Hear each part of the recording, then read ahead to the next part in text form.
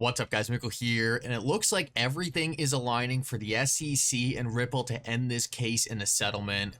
We just got a brand new filing in this case today. In this video, I want to break down that filing, but more importantly, lay out why I think we will have a settlement in this case before the Hinman emails are ever handed over to the public.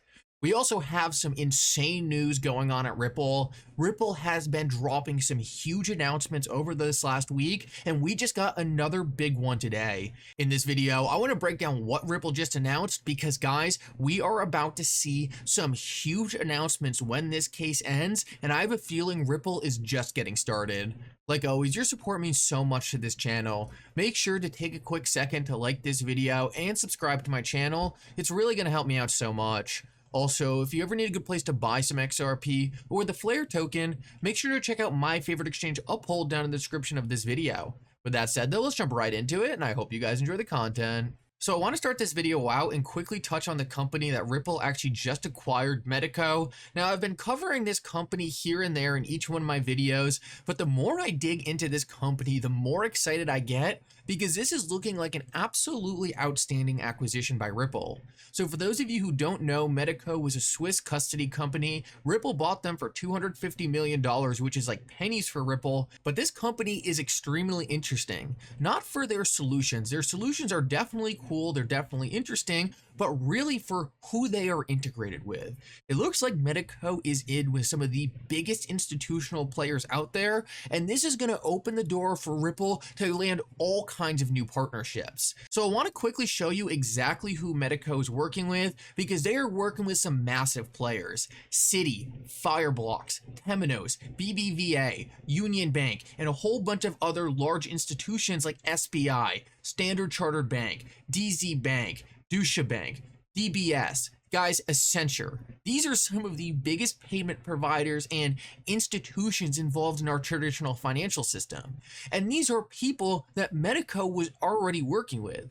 Well, Ripple just acquired Medico, so now Ripple has front door access to all these massive institutions. This is going to give Ripple such an interesting play on all these big financial institutions because now not only is Ripple going to have access to the rails between these institutions, but they're going to get involved in actually custodying assets or helping custody assets for these institutions. We are really seeing Ripple become a Web3 infrastructure player for these traditional financial institutions. And this is where all the big money is. These are not retail applications. These are not retail playing on DeFi projects.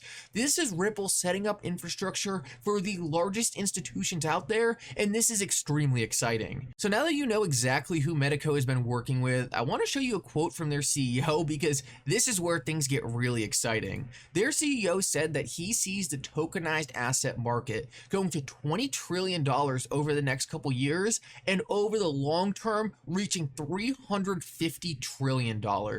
This is the company who was working with all these institutional players and the company who was just acquired by Ripple. This is what this guy thought his company could do alone, and now they are working with Ripple. We already knew Ripple had a massive total addressable market when it came to payments, when it came to remittances. But what we're seeing right now is Ripple is going so much deeper than that. They are working with some of the biggest institutions out there to completely transform the way they look at the current financial system.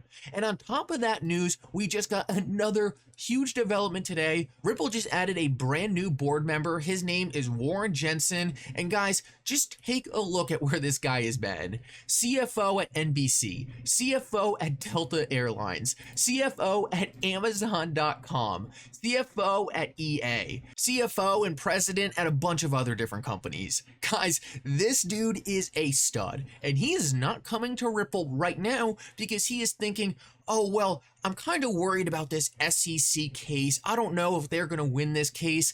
Guys, someone like this is going to Ripple because he understands this company is about to completely transform the financial system. And he's not even taking some high-paying job there. He is going to the board. He is going to Ripple right now because he understands this company is about to change the world. And guys, This dude has connections to all these companies we just talked about. He's going to be going back to Amazon. He's going to be going back to NBC and Delta Airlines and saying, hey, you want to completely transform your payment flows in a more efficient way so you're not sitting on Swift payments to take 6 days to go from place to place? Oh, how about you check out this new software company where we can send billions of dollars around the world for fractions of a penny.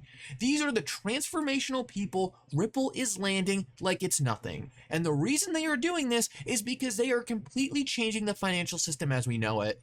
What an awesome 2 days for Ripple, first landing Medico and now landing this guy on their board.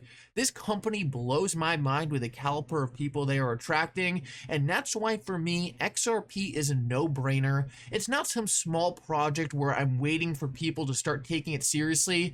Guys, Ripple is attracting this level of attention because these people know on the back end, Ripple is so much more than some little cryptocurrency project. So now I want to move on and talk about the new filing in the Ripple SEC case because this is very interesting. So you probably know by now that Judge Torres ordered that the Bill Hinman Ethereum free pass emails would be made public, and the SEC gets 21 days to make redactions.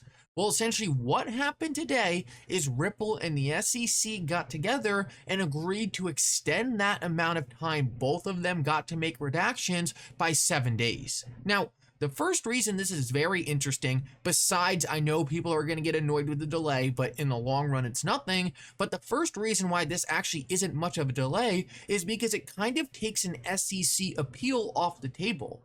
If the SEC is asking for more time to redact these documents, it looks like they're not going to appeal the decision, which is actually a big win. I'm not sure exactly how long an appeal would have taken, but it clearly would have taken more than 7 days. So in the long run, even though we do have a slight extension on the timeline here, it's actually pretty good because for once the SEC is going with the judge's orders and aren't trying to fight it.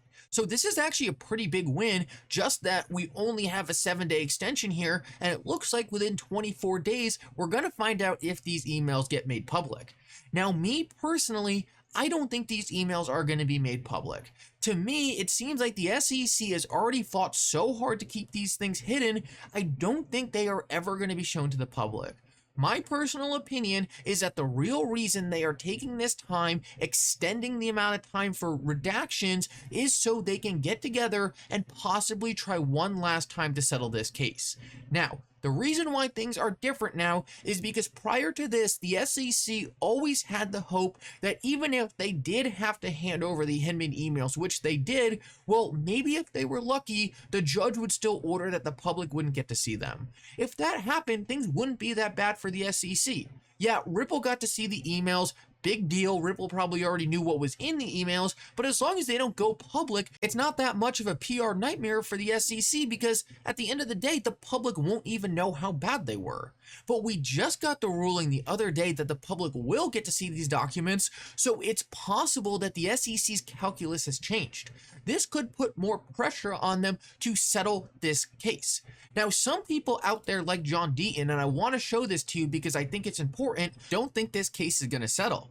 John Deaton said earlier today that he doesn't think this case is going to settle because how could Gary Gensler come out and say, oh, just XRP isn't a security, but we're still going to sue Coinbase because all their other coins are securities? Now, my answer to that is kind of simple because I just see XRP as being a lot different than a lot of the other coins that Coinbase lists. Coinbase lists so many sub $100 million you-know-what coins that no one even uses. They're meme coins. Like, those to me actually looked like, hey, those might be securities. XRP is completely different. I mean, XRP is being used by financial institutions all around the world for utility. They're not using it to try to flip and make a pretty penny. They're not just throwing money at these dumb projects that have no utility. So for me, it's pretty easy to come out and say XRP isn't a security, facts and circumstances, rest of the cryptocurrency industry, get over it. Now, I know you could probably make a case for some other cryptocurrencies on Coinbase, but I don't think it would really stop the SEC from going after Coinbase. I mean, they could just look at the worst coin that Coinbase has listed. I've seen some bad ones and say, okay, well, obviously this $8 million market cap project is a lot different than XRP. So John Deaton might have other logic, and I know he does have other logic, but this one point that he put out earlier today, I don't necessarily agree with. I think it makes a lot of sense that Gary Gensler can say XRP is different than all these other cryptocurrencies, and I don't even think Gary Gensler needs to comment on it. I think Gary Gensler, knowing how the SEC operates, could come out and say XRP isn't a security, and we're not even going to tell you our logic. Just get over it. XRP isn't a security going forward. Ripple uses it for utility, and boom, it's over with. So it's going to be pretty interesting to see how this plays out. Now, my own personal thought is a chance of a settlement is probably a lot more likely than it was before. I think the parties are at least going to meet and try to hash something out. I really think this case comes down to how bad the Hinman emails are. The SEC fought this entire case, and I mean this entire case. I mean, we barely heard arguments from them on why they think XRP is a security. The SEC fought so long on not disclosing the Hinman emails, it really turned into like the main thing in this case. So for me, it comes down to how bad are they, and is the SEC willing to make them public? If they don't want them to be made public, they can settle this case and it's over with. I think they can still go after the rest of crypto, no problem. I don't think this really changes anything. I think if anything, it's a lot safer for them to settle this case and not get a judgment, because I think the judgment gives the rest of crypto a lot more clarity than a settlement. Ultimately, we're just going to have to see what happens. I think Ripple is in a great place either way, but based on what I'm seeing right now, and based on the fact that I have always thought this case ends in a settlement because all of the SEC's cases do and they like getting paid money, I still think there is some kind of resolution in this case where it does end in a settlement.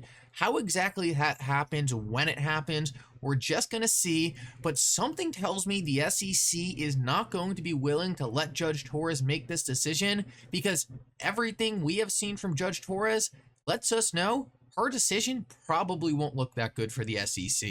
Anyway, guys, thank you so much for coming. I hope you enjoyed this update. If you did, make sure to like and subscribe. It really does mean so much. And for now, Mickle out.